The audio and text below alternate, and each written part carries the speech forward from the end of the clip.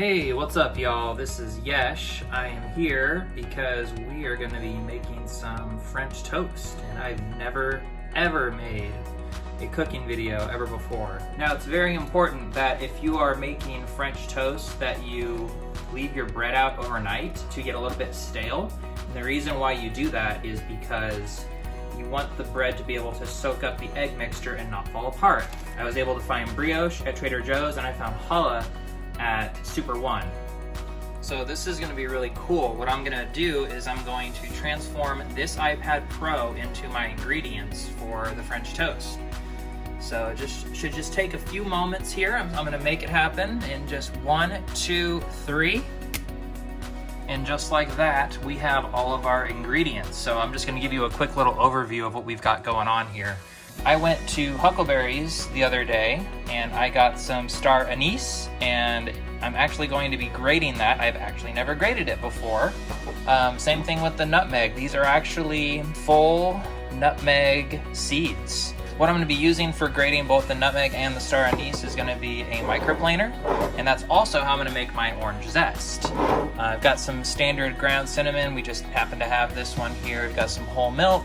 The recipe calls for it. I think you can pretty much use whatever you want though. I've got some Molina Mexican vanilla blend. Good stuff.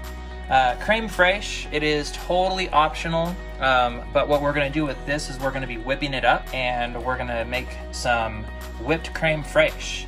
Creme fraiche is basically like sour cream. It's a little fancier. Made in Sonoma County, California, so shout out to Nate Mayer.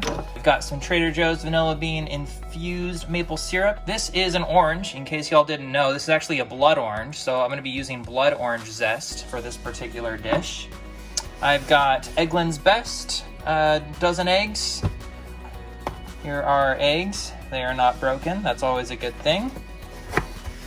I've got some salt, just standard kosher salt, nothing too special here. Some organic cane sugar from Trader Joe's.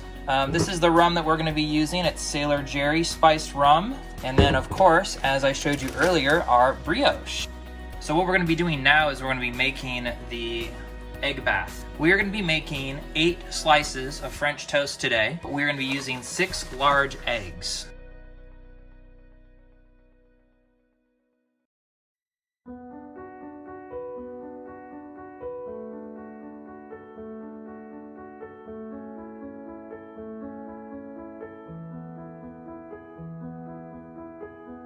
The next thing that we're going to be doing is making some orange zest. We're also going to be grating some nutmeg, some freshly ground nutmeg. What the recipe calls for, just a pinch of freshly grated star anise and a pinch of freshly grated nutmeg, so we really don't need to do too much here.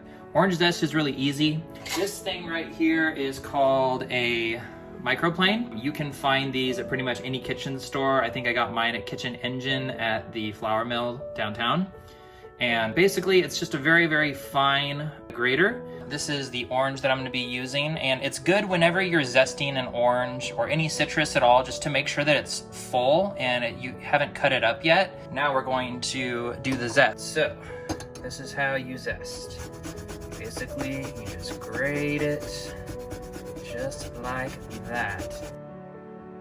Now, you want to make sure that when you're zesting things that you don't go too far, because if you get into the white pith of the orange, it has hardly any flavor. It's a little bit bitter, so just try not to get any white pith on there.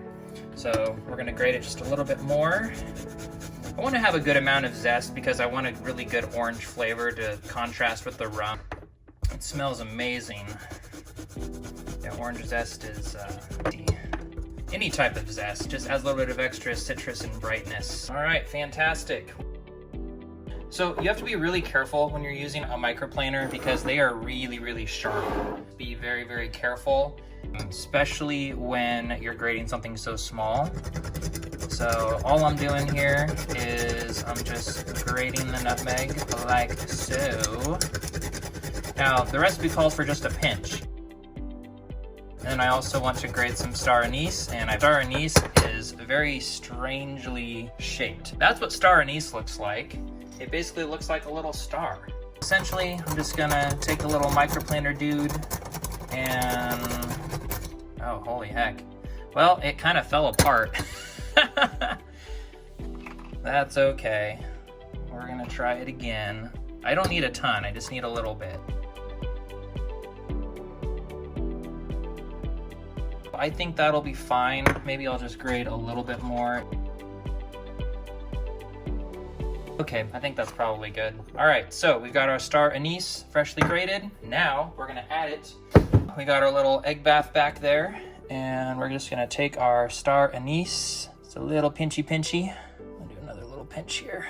All right, now we're gonna add our freshly ground nutmeg. Nice fat pinch there. And we've got our orange zest. Now, the recipe calls for 1/2 loosely packed teaspoon of grated orange zest for my half medium orange. So I've got my little teaspoon here. Now I would think that if you put a little bit more orange zest in there, it's probably not gonna be the end of the world. Okay, so now we're gonna add 2 cups of milk.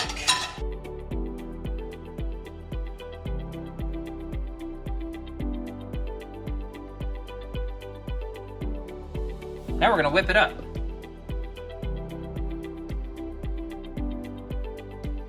All right, that's looking pretty great. When you have blended your stuff all together perfectly, it should look a little bit like this. It should be fully incorporated. There's a little bit of the smell of the rum and the orange, and it just smells amazing. So this next part here, that's where we're going to start dipping our bread in the batter. So I'm gonna go ahead and take out my 2 pieces of bread. Now, again, you wanna make sure that your bread is kind of stale. So what I did with these slices is I left them out overnight. Now, when I woke up this morning around 8 o'clock or so, they were perfectly stale. Now, it sounds weird that you'd be using stale bread, but again, you don't want your bread to fall apart. So what we're gonna do is we're just gonna put it in there, get it all nice and saturated.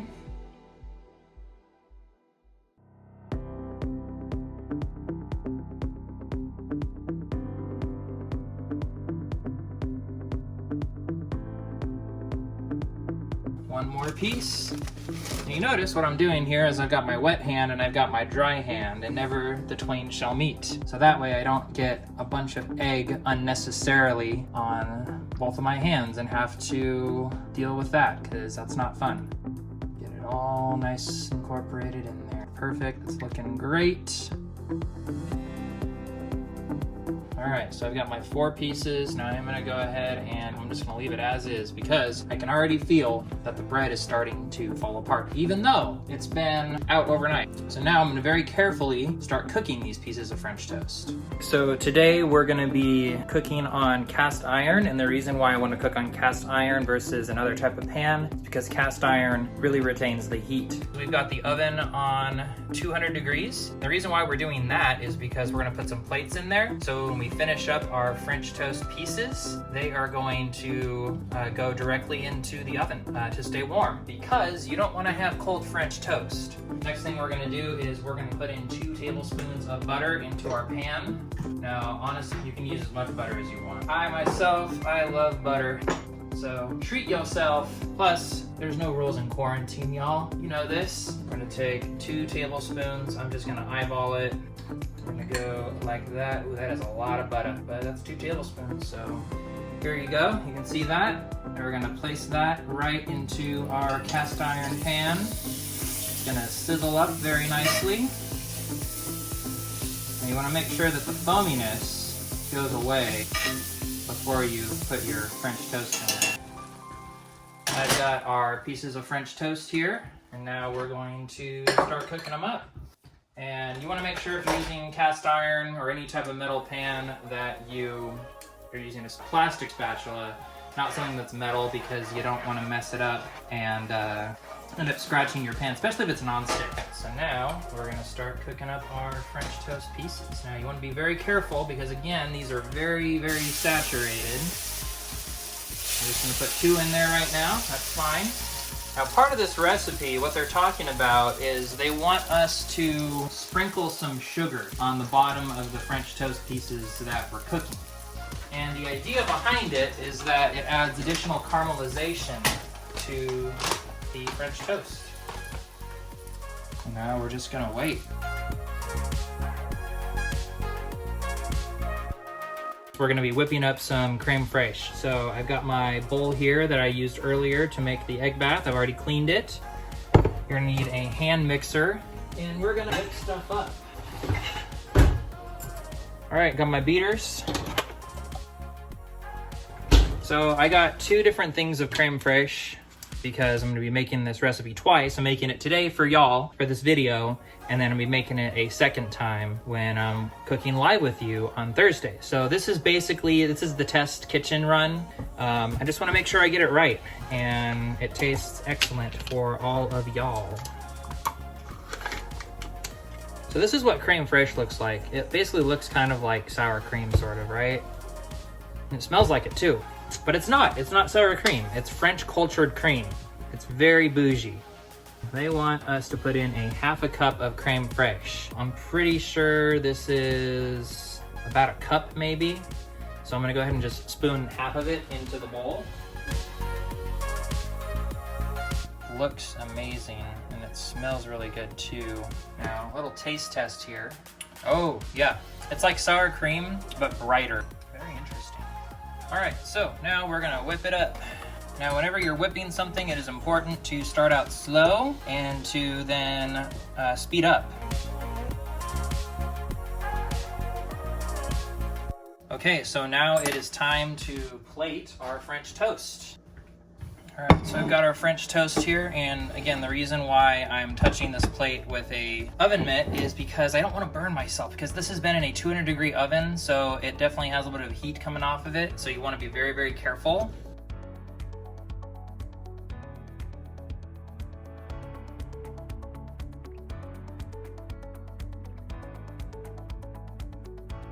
Now, we're gonna put some powdered sugar on here. Next, we're gonna add some of our whipped creme fraiche.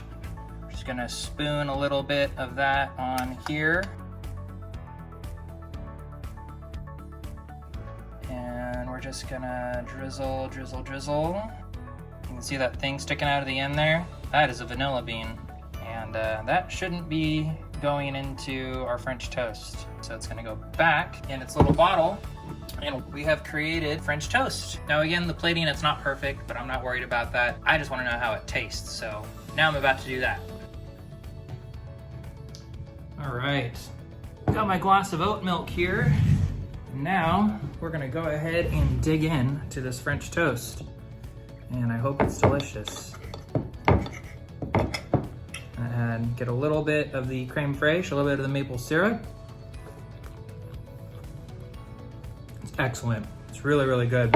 A little bit of the orange, the creme fraiche adds a little bit of a contrast to the sweetness because it is pretty sweet.